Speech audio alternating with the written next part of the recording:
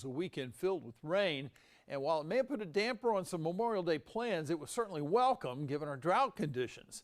WBTV's Dalvin Jones visited Lake Norman today to see if the rainfall made a difference. The much-needed rain we got on Memorial Day kept some families from coming out to enjoy the beautiful Ramsey Creek Park, while others found that sweet spot in the forecast and took advantage.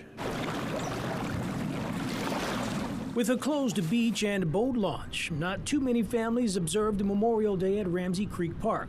Still, a few boaters took the risk with lake levels 5 feet below normal elevation. Low water levels can expose a number of hazards, sandbars and rocks to name a couple. Hitting either of those can be dangerous for riders. You wanted to just do a single ride. Luckily for e-foil instructor Daniel Gleason, he only needs at least 4 feet of water to operate his board. He told us he can see the rain making a difference. Big difference in water level from just a few days ago. I don't know the depth-wise, but just the shore coming in here at Ramsey Creek, you can tell it's coming in a little bit more, so yeah. On May 1st, the Catawba Wateree River Basin entered Stage 2 of the low inflow protocol. And depending on where you are in the region, the area could be in a drought stage 2 or even 3. Monday, river levels measured 94.5 feet.